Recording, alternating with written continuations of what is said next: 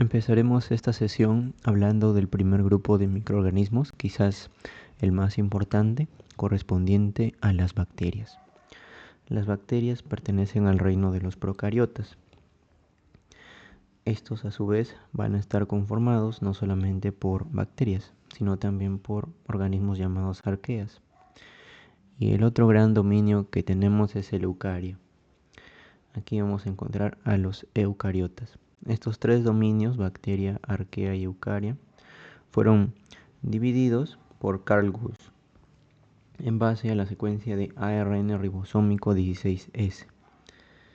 Entonces, dentro de este dominio bacteria, vamos a encontrar aquí a tanto bacterias gram positivas, gram negativas, bacterias verdes, proteobacterias, cianobacterias. ¿Listo? Básicamente vamos a centrarnos en la parte de la clasificación según la pared celular, que lo dividen en bacterias gram positivas y gram negativas, ¿ya? De acuerdo a la tinción de gram. Pero antes de pasar a eso, vamos a hacer un breve resumen comparando a las procariotas, es decir, bacterias y arqueas, con los eucariotas, correspondiente a los animales, los hongos, los protozoarios, los helmintos. ¿Listo? Entonces, dentro de las características comparativas entre estos dos reinos tenemos primero el núcleo, y esto sale de acuerdo al nombre. Eucariota significa que tiene un núcleo verdadero con envoltura. En cambio, procariota significa que no tiene un núcleo verdadero y no está envuelto, es un núcleo desnudo. Los eucariotas tienen cromosomas. Tienen, en el caso de los seres humanos, 23 pares de cromosomas, ¿no?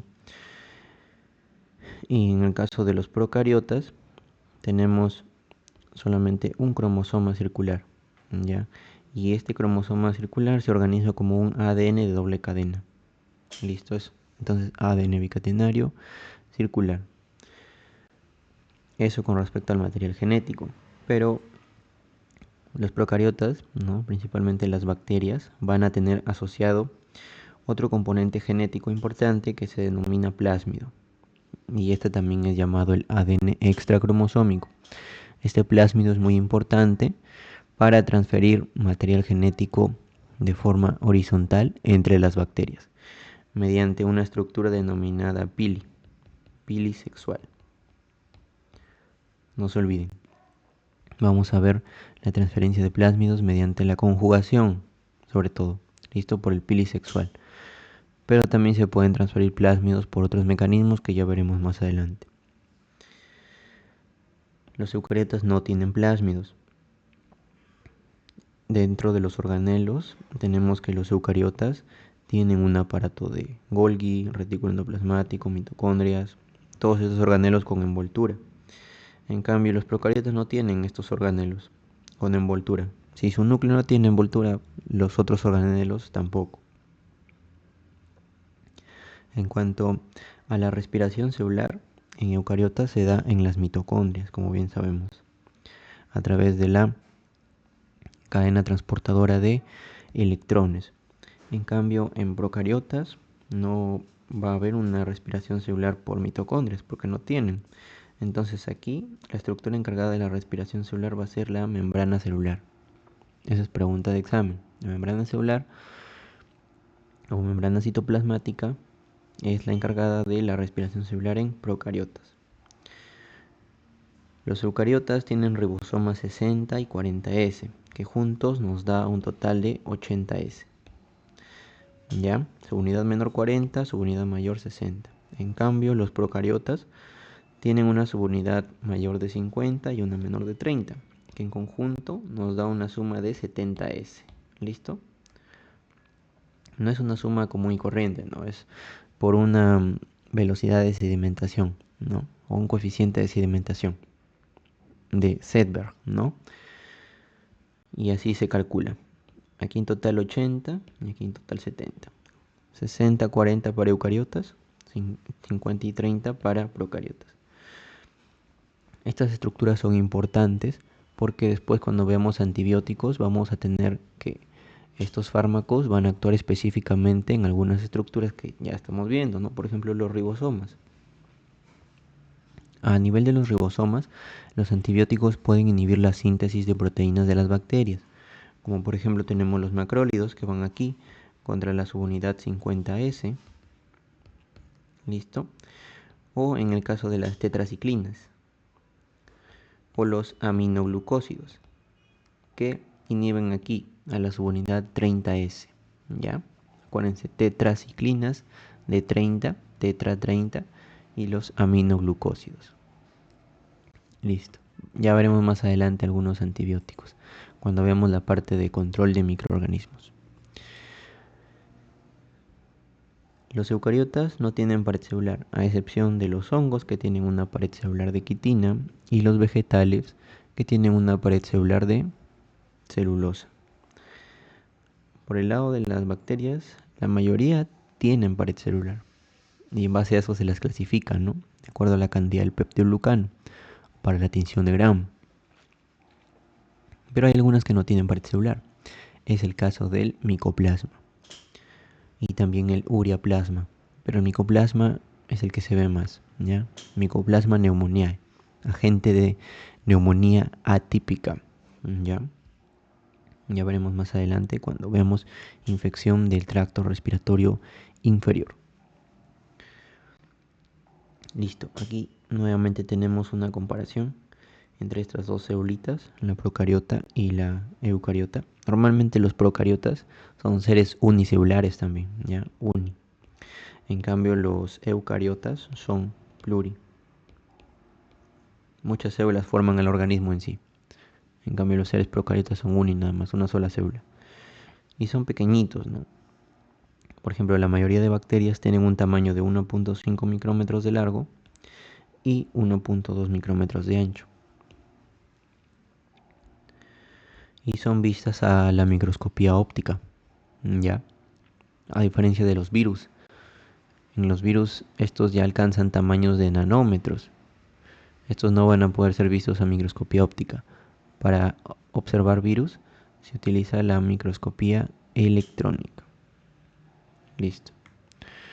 Vamos avanzando entonces.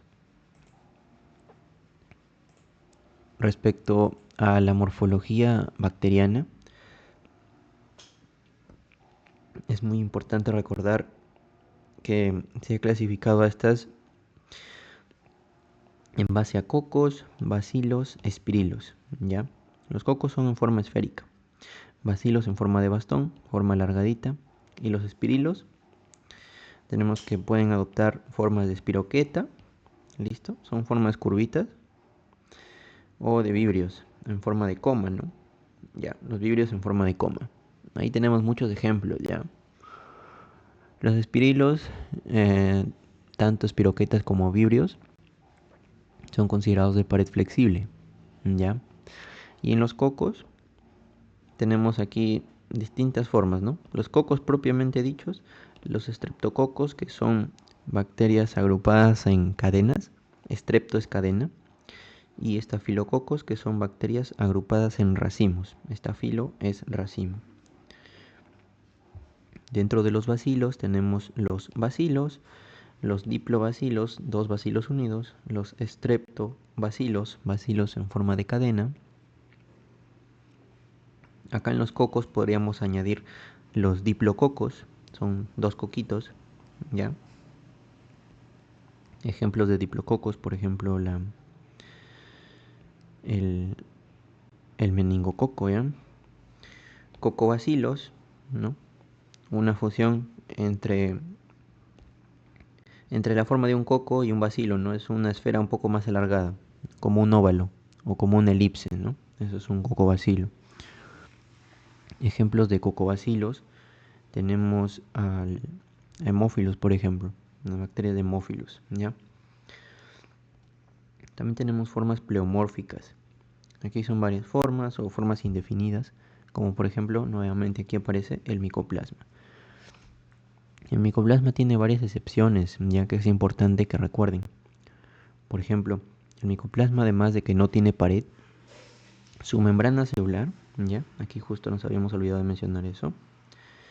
La membrana celular del micoplasma no está eh, no está compuesta de, o bueno, sí tiene esteroles, ¿ya?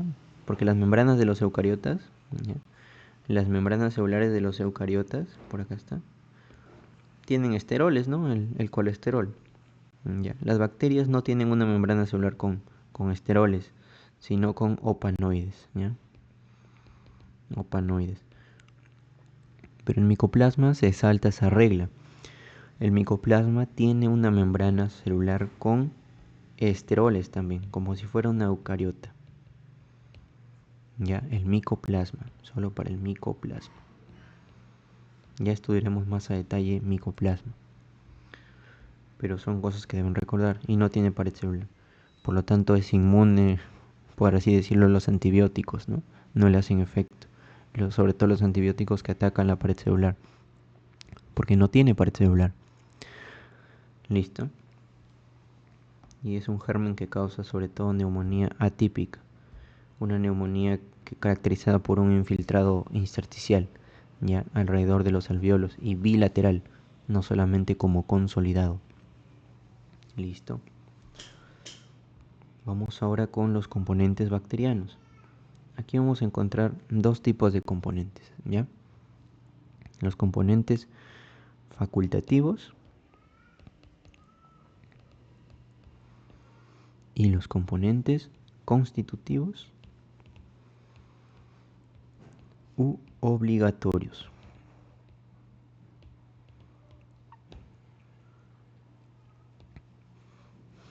Listo, ¿ya? Entonces, los facultativos son los que la bacteria no necesariamente necesita para su supervivencia. En cambio, los constitutivos sí las necesita la bacteria para que sobreviva. Sin estos no puede vivir. Entonces, ¿cuáles son estos elementos primero obligatorios, constitutivos? De adentro hacia afuera vamos, ¿ya? Y lo vamos razonando. Entonces, de adentro hacia afuera, primero el material genético. Sin esto, pues no podría formar sus proteínas ni enzimas necesarias para la supervivencia. Listo, el cromosoma. Normalmente es, como les había dicho, haploide desnudo, ¿ya? Luego tenemos como otro elemento constitutivo los ribosomas. Ya, un momento por favor. Los ribosomas se van a encargar de la síntesis de proteínas de las bacterias. Ya sabemos que son en total 80S de coeficiente de sedimentación. Luego tenemos como otro elemento obligatorio en la bacteria a la membrana plasmática. ¿Listo? Sin la membrana plasmática, la bacteria no podría realizar su respiración celular, su metabolismo. Y otra función importante de la membrana plasmática es la de la división celular o fisión binaria en este caso, ¿ya? Fisión binaria. ¿Y cómo realiza la fisión binaria la bacteria? Mediante unas estructuras que se llaman mesosomas. Con estos mesosomas forman tabiques y la bacteria se divide.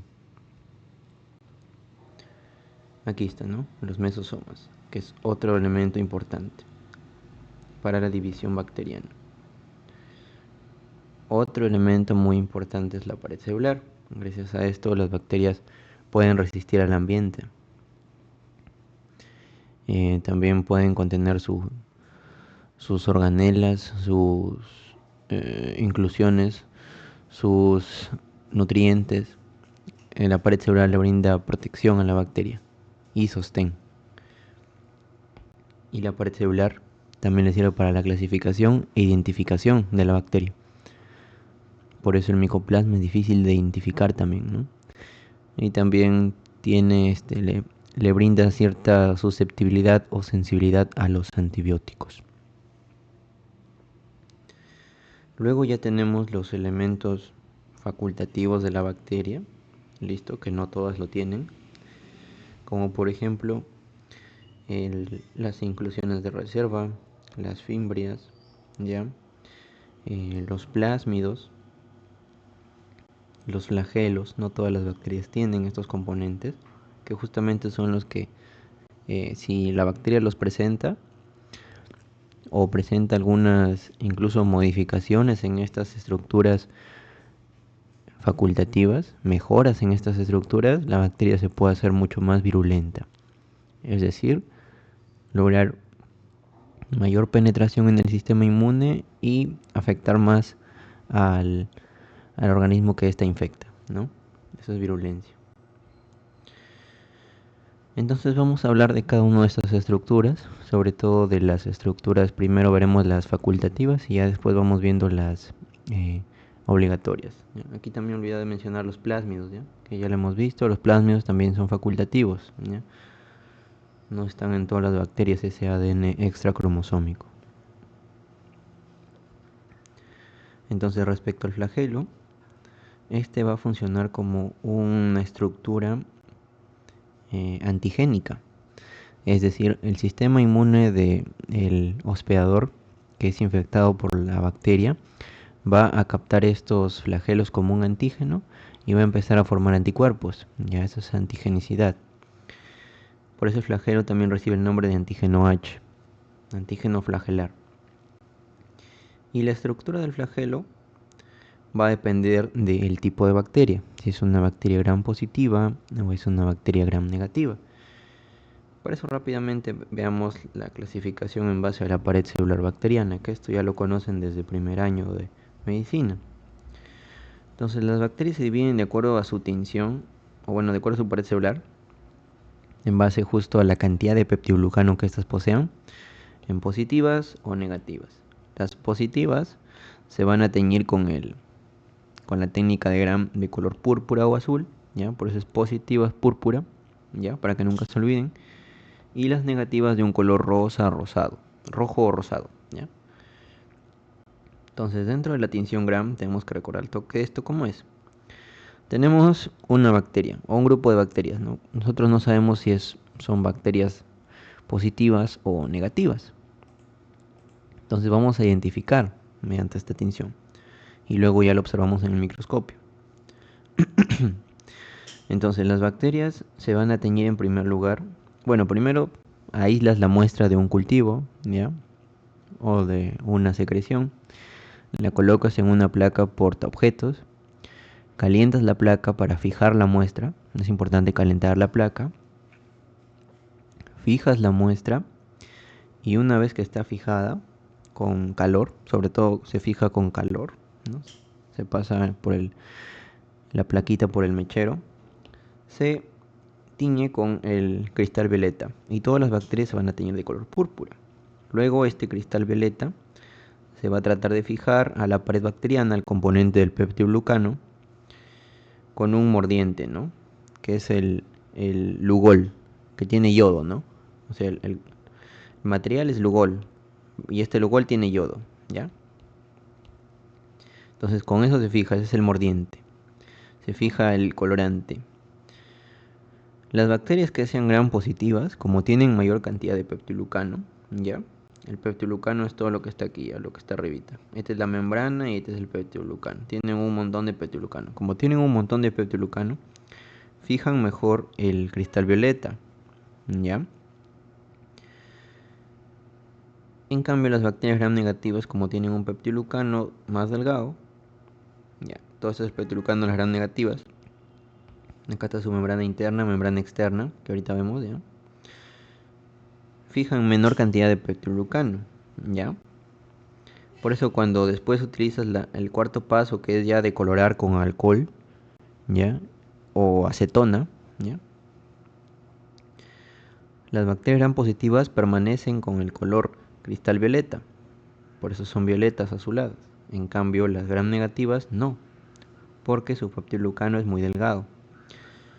Finalmente utilizas una tinción de contraste, ya este es el contraste, o contratinción, que es la safranina, ¿ya? Y las bacterias gram positivas siguen de color cristal violeta porque está fijado ese colorante Y las gram negativas se pintan del color de la tinción de contraste, ¿no? De la safranina, color rosado o rojo. Entonces, conclusión. Primero blancas, luego azules por el cristal violeta, fijas con Lugol. Decoloras con alcohol acetona, se mantienen azules las gram positivas, contraste con safranina. Rosadas las gram negativas. Listo, eso es todo. Y así lo ves al microscopio. Estas son gram negativas rosaditas y estas son gram positivas azulitas, ¿no? O púrpura. El fondo como que es un poco rosado, ¿por qué? Porque has utilizado safranina, ¿no? Pero obviamente las gram positivas deben mantener su color azul. Listo. Y esto en base a las características de la pared celular que ahorita vemos en un momento. ¿Ya? Entonces, ya, pero estamos viendo acá, ¿no? Por ejemplo, características básicas de las gram positivas, ¿no? Que tiene peptilucano grueso, ¿ya? Y su membrana citoplasmática. En cambio, las gram negativas tienen peptilucano delgadito, ¿ya? Dentro del espacio periplasmático, que es un espacio importante porque acá encontramos enzimas beta-lactamasas, ¿ya? Que ya vamos a ver un poquito más adelante. Y este de acá, peptilucano, está rodeado de dos membranas. Ya por afuera la membrana externa, por adentro la membrana interna o membrana citoplasmática, ¿ya? Esto es en gram negativas. Entonces, como la estructura de toda la bacteria es distinta en gram positivas y gram negativas, el flagelo también va a tener distintos componentes, ¿no? ¿En dónde tendrá más componentes? En una bacteria gram negativa, ¿no? Como tiene un espacio periplasmático, tiene una membrana externa, una membrana interna, entonces el flagelo va a tener más componentes aquí, porque el flagelo es una estructura que se forma desde el citoplasma de la bacteria y atraviesa toda la membrana, pues, ¿no? Incluyendo la pared celular de peptilucano. Y tiene que estar fijado a la bacteria, pues, no el flagelo. Y justamente para formar el flagelo se necesita que se exprese una proteína que es la flagelina, ¿ya? Entonces acá no se olviden, ya la flagelina. Ya está. Y la flagelina es codificada por el cromosoma bacteriano, pues, ¿no? Listo. Entonces, tenemos que el flagelo va a tener un anillo L, que va a estar fijado a la membrana externa de las bacterias gram negativas. L porque se fija al lipopolisacárido, ¿ya? Vamos a ver ahorita que la membrana externa de las bacterias gram negativas tienen un lipopolisacárido. Ahí se fija el anillo L del flagelo. Tenemos el anillo P que se fija al peptilucano, ¿ya? El anillo M y S que van juntos, ya que se fijan a la membrana interna de la bacteria gram negativa, y el anillo C que se fija al citoplasma, ¿ya? Entonces ahí está todo. C de citoplasma, M y S de membrana interna, P de peptilucano y L de lipopolisacárido. Por el lado de las gram positivas solamente tenemos dos anillos, ¿ya? Un anillo para fijarnos aquí al peptilucano y otro para la membrana interna o membrana plasmática, no solamente tienen una sola membrana las gram positivas. Y acá vemos también el pili, ¿no? ¿Ya? El pili, dependiendo de qué tipo de pili sea, si es pili sexual o pili común, también llamado fimbria, eso me lo voy a decirles por acá.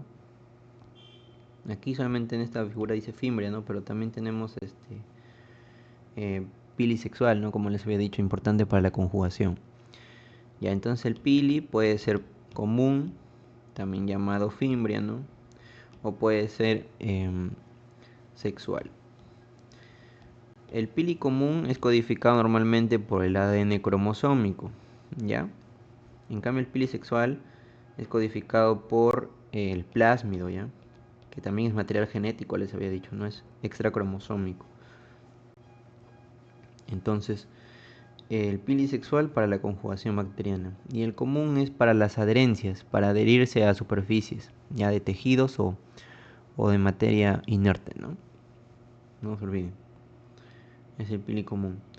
El pili común son un montón de pilis comunes más cortitos, como ven aquí, ¿ya? En cambio el pili sexual es un pili largo, ¿no? Más grande. Y son menos numerosos que el pili común o la fimbria. Ya. Y sirven para la conjugación. El otro para la adhesión. Listo. En base a los flagelos, ya teníamos estos flagelos, ¿no? Que se ubican en la parte externa de la membrana. Pero por ejemplo hay bacterias que tienen flagelos en el espacio periplasmático. Por aquí. Ya, bacterias gram negativas. O también llamados endoflagelos. Y esos son las espiroquetas. Ya estas de acá, como tienen su pared toda flexible, ya, entonces tienen flagelos por adentro, periplasmáticos, endoflagelos, espiroquetas. Ya vamos a ver cuáles son las espiroquetas, ya que es facilito ya. Por ahí les he puesto 3 nada más que tienen que aprenderse siempre. Vamos entonces a la clasificación de según la ubicación de los flagelos de las bacterias, ¿no? Por ejemplo, tenemos bacterias que tienen flagelo monopolar, son las monótricas, solamente un flagelo en un polo, ese es el vibrio. Monopolar, pero lofótricas, en un solo polo, pero varios flagelos, ¿no? Esas son las lofótricas. Ahí tenemos la pseudomona, que más o menos tiene 3, 4 flagelitos, que vamos a ver más adelante cuando hablemos de pseudomona. Pseudomona es una bacteria muy virulenta, que se asocia a muchas infecciones nosocomiales y es muy necrotizante también, hace necrosis de tejidos. Y el vibrio que causa la diarrea, pues, ¿no? En agua de arroz, que te lleva shock hipovolémico en menos de 24 horas. Que ya se ha controlado ahorita vibrio cólera, ¿no? No hay, antes sí. Me parece que hasta los 80 más o menos que hubo la pandemia, ¿no? Perdón, la epidemia de cólera aquí en el Perú. Ya veremos esa parte también de cólera en la segunda unidad. También tenemos aquí la E. coli, ¿no? Con los flagelos en toda la superficie de la bacteria. Esos son los flagelos por toda la superficie, llamada bacterias perítricas, es la E. coli. También tenemos bacterias que tienen flagelos en ambos polos, ¿no? Bipolares o bacterias anfítricas. Eso respecto a los flagelos nada más. Recuerden, antígeno H. Las endosporas facilito. Las endosporas son estructuras que le van a permitir a la bacteria sobrevivir al ambiente adverso. Esa es pregunta de examen clásica, ¿ya? Las endosporas van a permitir la supervivencia a cambios en el pH, cambios en la temperatura, ¿ya? Sobre todo el calor, ¿ya? La radiación también, ¿listo? Cuando una bacteria entra en forma así de espora o endospora, no se replica, ya es como que entra en hibernación, ya no son formas reproductivas. Tampoco tienen actividad metabólica, ¿listo? Entra así como les digo en hibernación aquí. Y básicamente son poquitas las bacterias que presentan estas formas. Son 2 que siempre deben acordarse ya. Los Bacillus y los Clostridium. Ya todos estos tipos de bacterias. Bacillus y Clostridium. Dentro de estos tenemos distintas especies, pues, ¿no? Ya les había dicho que los Bacillus son aerobios, ¿no? Y los Clostridium son anaerobios, ¿no? Es para diferenciarlo. Ya, Bacillus aerobio, pueden acordarse ¿no? Va, o vía aérea, ¿no? Vía pero con B grande, de Bacillus, y Clostridium, ¿ya? Anaerobio. Y entonces vamos a ver pues cómo se forman las esporas, que es importante acá, las fases de la esporulación. Entonces, respecto a las fases de la esporulación, tenemos que primero la bacteria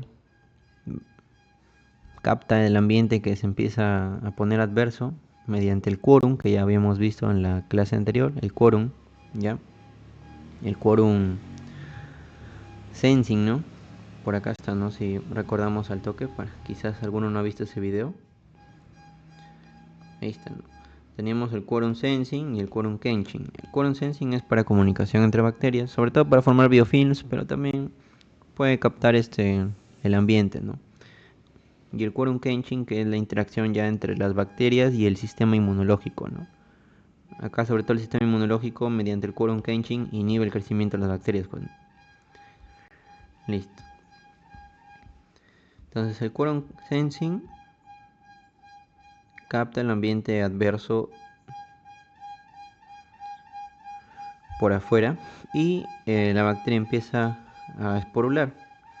Primero forma un septotabique, ¿ya?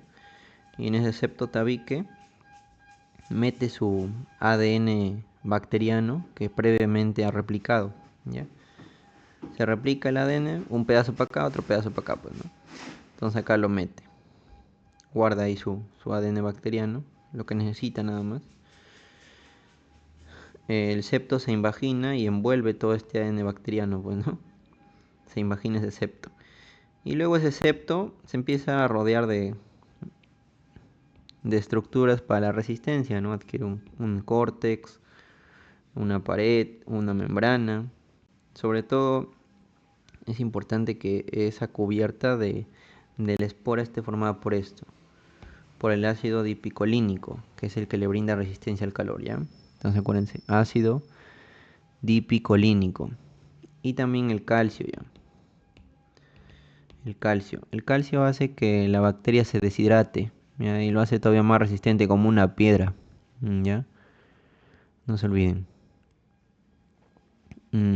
¿Ya? Y para identificar endosporas hay una tinción, ¿ya?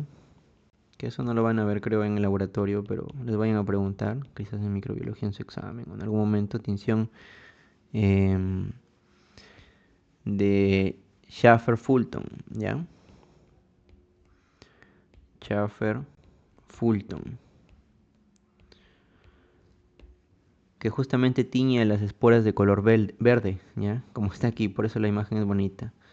La tiñe de color verde. El colorante se llama verde malaquita. La parte de la espora verde malaquita. ¿Listo? Y, y también utiliza safranina, esta tinción, ¿ya? Tinción de Schaffer-Fulton. Verde malaquita lo pinta la espora. Y la parte de la célula que no forma espora, o sea, la otra parte de acá, se llama célula vegetativa. O célula madre, como dice acá. Y ahí queda de color rojo.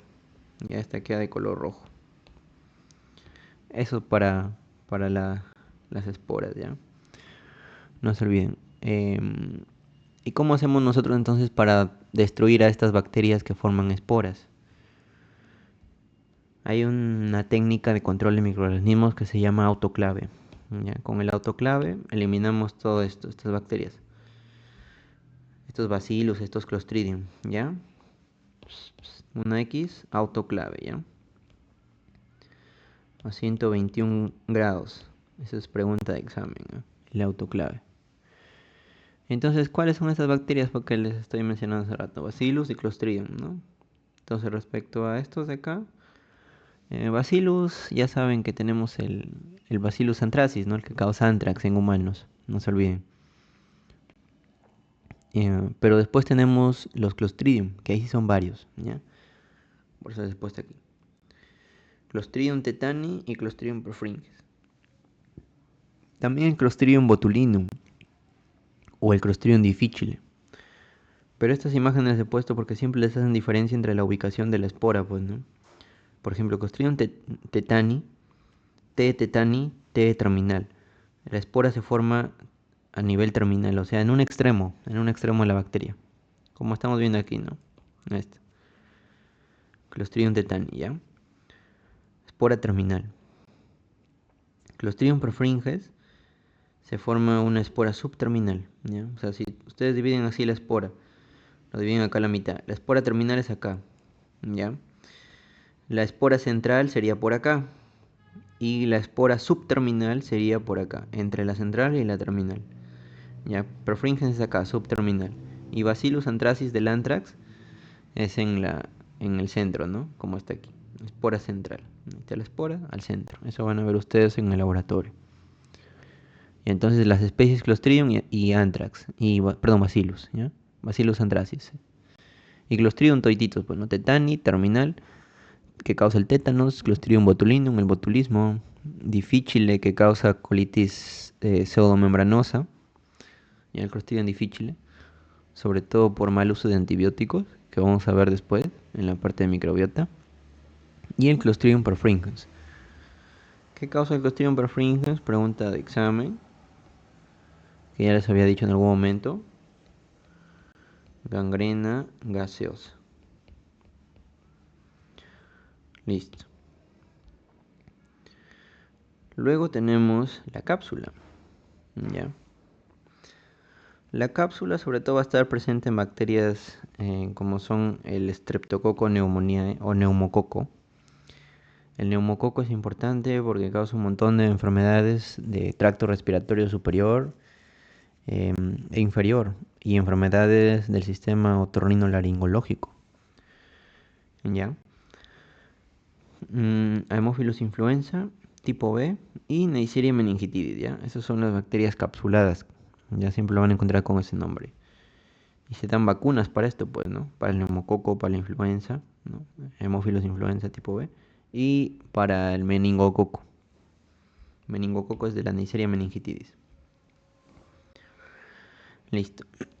¿Y por qué les he puesto acá un vaso? Porque personas que tengan patologías que afecten el vaso, ¿no? Por ejemplo, una esferocitosis hereditaria, ¿no? ¿Qué más? Una anemia de células falciformes, esos pacientes o pacientes que les retiren el vaso, ¿no? Unos esplenectomizados. Deben recibir antes vacuna para estos gérmenes, porque si no, esos pacientes están más propensos a infectarse porque estos tienen cápsula. Y la cápsula evita la fagocitosis, ¿ya? Y si una persona no tiene vaso, peor todavía, ¿no? Porque en el vaso acá se forman todas los linfocitos, pues, ¿no? Las células del sistema inmune, linfocitos tipo B. ¿Ya? Entonces, importante la cápsula. Acá no acabamos las cápsulas de bacterias. Esto es mediante la reacción de Keyun, ¿ya? Acá está, ¿no? Reacción de Keyun o de Neufeld. Esa es la reacción para identificar cápsulas. ¿Y de qué está formada la cápsula? La cápsula está formada por polisacáridos, ¿ya? Sino que son polisacáridos que están bien organizados. A diferencia de los polisacáridos que forman los glucocálix. Los glucocálix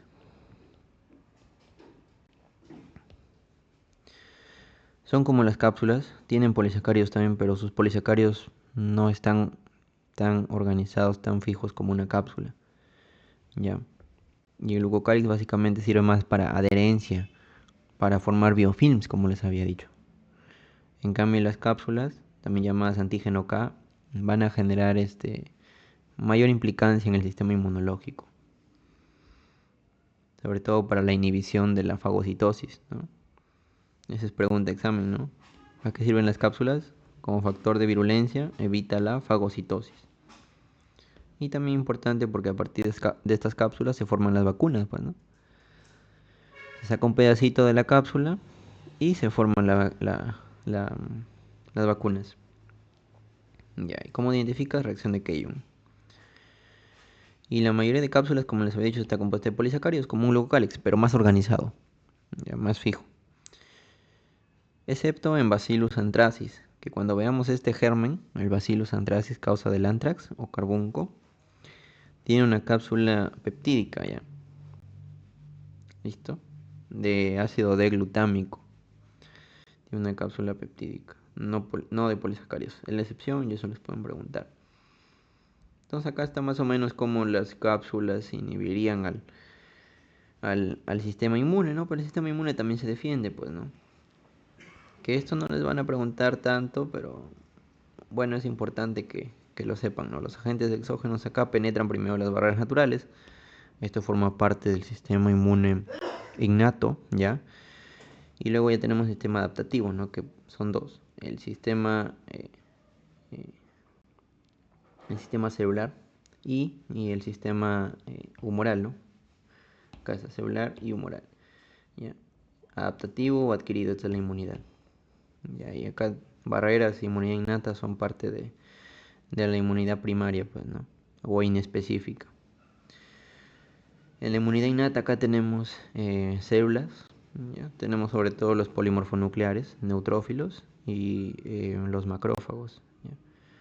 Pero también tenemos unas célulitas que conectan ambos sistemas, este con esto. Las célulitas que conectan eso son las células presentadoras de antígenos. Conectan sistema inespecífico con el específico o adaptativo. Listo, y ahí esto de acá ya lo conocen ya, pues, ¿no? Componentes de cada uno. El complemento también forma parte de acá, ¿no? De la parte primaria. Entonces, ¿cómo hacen las cápsulas para evitar la fagocitosis? Primero, que inactivan al complemento, ¿ya? Inhiben al complemento. Ya. Por eso es que enfermedades que bajan el complemento también pueden cursar con infección por estas bacterias. ¿Ya? Sobre todo esta, la meningitis, ¿ya? Puede causarme meningitis un paciente con hipocomplementemia, o sea, bajo complemento en sangre. ¿Ya? Después también la cápsula que hace inhibe la formación de los fagolisosomas por los macrófagos. Eso es lo que hace, básicamente, ¿ya? Listo. ¿Qué más tenemos aquí? Diferencia entre cápsula y glucocálix. ¿Cómo diferenciamos estos dos componentes? Ya les había dicho, esta es una capa firmemente adherida, distinta, gelatinosa. En cambio, el glucocálix es más irregular, ¿no? También llamado fused layer en inglés. Limosa, difusa. La composición, polisacáridos, igualito que glucocálix, pero en cápsula tenemos el de Bacillus anthracis que tiene cápsula peptídica. Cápsula ayuda a la adherencia a las células, pero también evita la fagocitosis, ¿no? En cambio, glucocálix innatamente para adherirse a superficies, ¿ya? Especialmente ¿quién? Staphylococcus epidermidis. Habíamos visto que se adhiere a los catéteres venosos centrales en pacientes inmunosuprimidos, ¿no? Y eso que Staphylococcus epidermidis forma parte de la microbiota normal del ser humano, de la piel. En la piel tenemos estos de acá.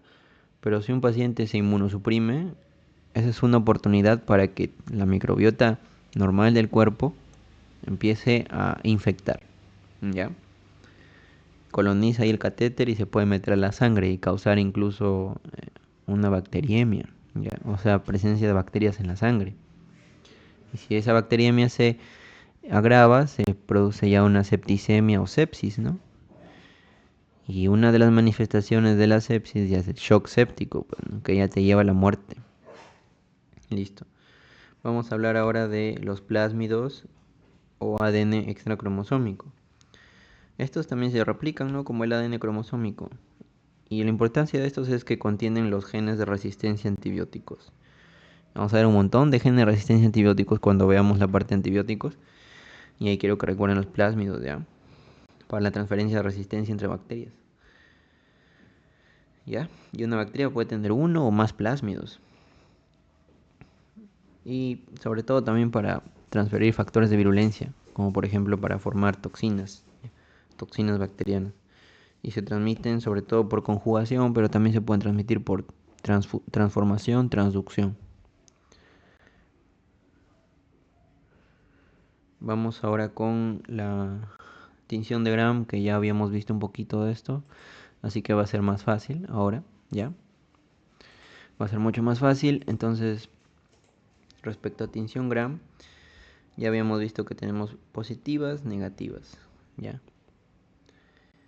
Las positivas van a tener en su estructura una membrana citoplasmática compuesta de opanoides, como ya les había dicho, opanoides, pared de peptidoglucano gruesa, ¿ya? Y justo en la pared de peptidoglucano vamos a tener el ácido lipoteicoico y el ácido teicoico, ¿ya? Y entre otras proteínas asociadas a la pared celular de peptidoglucano, ¿ya?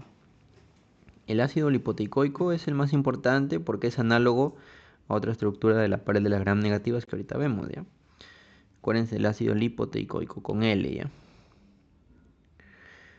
Dentro de la gram negativa tenemos una membrana interna, un espacio periplasmático. Acá les había dicho que hay presencia de unas enzimas que desactivan eh, antibióticos, que son las beta-lactamasas. Estas beta-lactamasas desactivan enzimas que tengan, perdón, antibióticos que tengan anillo beta-lactámico, ¿ya? Anillo beta-lactámico. ¿Cómo son las penicilinas? Cefalosporinas. Todas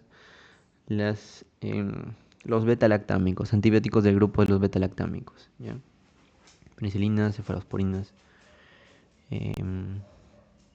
los carbapenemes, ¿ya? Y luego tenemos hacia la parte externa, la membrana externa. En la membrana externa vamos a tener una estructura importante que es el lipopolisacárido. Este lipopolisacárido va a estar compuesto de tres cosas. Lo de amarillito que se ve aquí, que es la parte de la estructura interna del lipopolisacárido que está en contacto con la membrana externa, ¿ya? Es el lípido A, ¿ya? Y en la parte más externa tenemos la estructura que funciona como antígeno, que es el antígeno O específico o polisacárido O. Y lo que une el antígeno O con el lípido A es el núcleo de polisacárido, ¿no? La parte central, núcleo simplemente. Lo importante aquí es el O que sirve como un antígeno, les había dicho, antígeno O, ¿ya? Y el lípido A es una endotoxina. Ya vamos a ver ahorita qué es endotoxina, aunque ya lo hemos visto, ¿no? En la primera clase. La endotoxina, recuerden que forma parte de la membrana, les había dicho, ¿no? Entonces, una endotoxina va a ser aquella que la bacteria al ser destruida, va a ser liberada y va a poder ingresar al torrente sanguíneo estimulando una respuesta inflamatoria, ¿no? Liberación de citoquinas, ¿ya? De prostaglandinas. Y puede derivar en fiebre, en manifestaciones sistémicas, ¿no? Fiebre, taquicardia, aumento de la permeabilidad vascular, disminución de la volemia sanguínea, ¿no? Hipovolemia te puede llevar una toxina. Ya está. ¿Qué más tenemos acá en la membrana externa?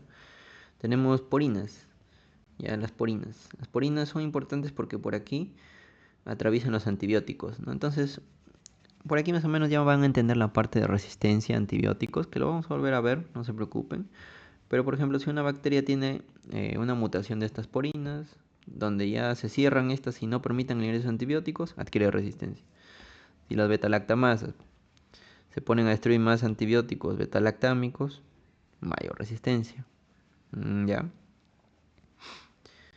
¿Qué más tenemos por aquí? Entre otras estructuras, pues, ¿no? Si la pared de peptidoglucano también adquiere algunas modificaciones en su lipopolisacárido, por ejemplo, acá lo ataca un antibiótico que se llama colistina. Colistina. Que se ve bastante la colistina asociado sobre todo a meropenem para destruir bacterias altamente resistentes, ¿ya? Como los actinomices, esas bacterias ya un poco más raras, ¿ya? Listo.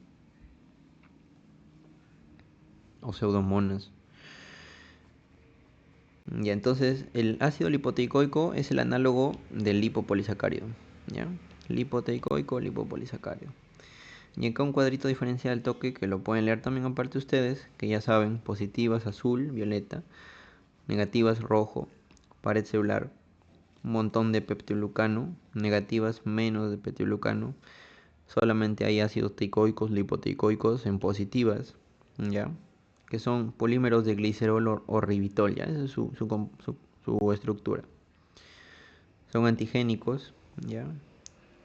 Al igual que el antígeno O, ¿no? Del lipopolisacárido. Acá no hay, en las gram negativas. Membrana no hay tampoco externa en positiva, solamente una interna. Porinas no hay, lipopolisacárido no hay. Espacio periplasmático se menciona que es pequeño o ausente, pero generalmente no hay, ¿no? Si les preguntan no hay, ¿eh? Solamente acá, en gran negativas, ¿ya? Contenido de lípidos, más acá, no en gran negativas, por el lipopolisacárido. Sensibilidad a la lisocima. La lisocima es una enzima que ataca a la pared celular, pues, ¿no? ¿Quién creen que tenga mayor sensibilidad a la lisocima? Pregunta examen. ¿El que tiene más o el que tiene menos? Obviamente el que tiene más, pues no, imagínate una persona que tenga 100 soles y otra persona que tenga 10 soles. A ambas le quitan la mitad.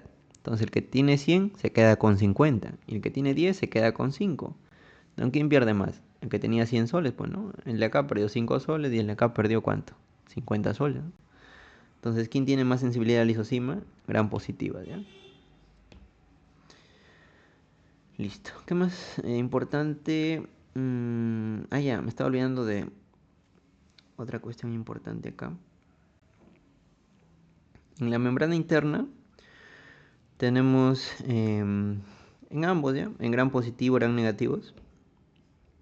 Pero sobre todo en gran positivos tenemos una proteína que es la... Digo sobre todo acá en gran positivos porque como tienen mayor peptilucano, en la membrana interna hay una proteína que en sí es una enzima que se llama la PBP, proteína de unión a penicilinas, ¿ya? Acá en la membrana interna. La proteína de unión a penicilinas es una enzima que tiene un dominio que es una transpeptidasa, ¿ya? Que esta es la parte ya activa enzimática de esta PBP, la transpeptidasa, que sirve para sintetizar el peptidoglucano, pues, ¿no? ¿Ya? Entonces, PBP también hay varias PBP. Estas PBP también mutan. Y justamente las penicilinas van acá, inhiben acá. Y acá también, pues, ¿no? Las que tienen sus PBP. Las penicilinas van ahí. Y las PBP, por ejemplo, cuando mutan, también adquieren resistencia ahí a esos antibióticos, ¿ya? ¿Y a cómo hacemos nosotros para vencer, por ejemplo, la resistencia a las beta-lactamasas? ¿No? Agregamos a los antibióticos, les agregamos un compuesto que son los inhibidores de beta-lactamasas, que puede ser el ácido clavulánico, el tazobactán, el avibactán. Todos estos son inhibidores de beta-lactamasas, ¿ya? De enzimas beta-lactamasas que destruyen beta-lactámicos, ¿no? Entonces hay varios mecanismos para bloquear las bacterias, pero las bacterias también tienen sus mecanismos, ¿no? Mutación de PBP, mutación de beta-lactamasas. ¿Listo?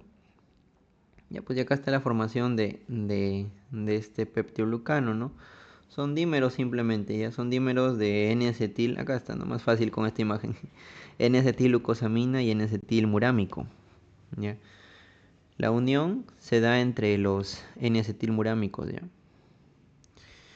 Luego estos de acá se van a... ¿Y cómo se unen? Pues, ¿no? Estos de acá. Justamente estas uniones se forman por aminoácidos, ¿ya? Aminoácidos, cadenas de aminoácidos, por eso se llama peptidoglucano. El mayor componente es peptidoglucano, digo glucanos, ¿no? Que es el N-acetilglucosamina y el N-acetilmurámico, ¿ya? Y la parte peptídica del nombre péptido, glucano, es aminoácidos, que son 5 en promedio, ¿no? Que unen aquí N-acetilmurámico con N-acetilmurámico, ¿ya? ¿Y quién pone los aminoácidos aquí? La transpeptidasa, pues, ¿no? ¿De dónde viene la transpeptidasa? De la PBP, pues, ¿no? Es un dominio de la PBP, ¿ya? De esa enzima PBP. Y así se forman, se van formando la pared celular, ¿ya? Importante. Lo veremos esto más a detalle en antibióticos, ya, así que no se preocupen. ¿Qué más sigue? Ya, entonces hasta aquí hemos visto casi todo, ¿ya? Flagelo antígeno H, cápsula antígeno K, ¿ya? También genera respuesta, les había dicho, antigénica. Cuando vean antígeno es porque el cuerpo va a generar anticuerpos contra eso, ¿no? Por eso se utilizan estas cápsulas para formar las vacunas. Bueno, el cuerpo genera anticuerpos. El antígeno O del lipopolisacárido, ¿ya? Antígeno O. La endotoxina, que es el lípido A, no se olviden, que genera el aumento de síntesis de interleucina 1, interleucina 6, factor de necrosis tumoral alfa por parte de macrófagos u otras células del sistema inmune, pues, ¿no? Listo. Ahora vamos a pasar a clasificación bacteriana, pero hasta aquí vamos a dejar el video para que vayan avanzando en la vista. Si quieren lo pueden retroceder y no se olviden de revisarlo siempre, ¿ya? Y volver a repasar.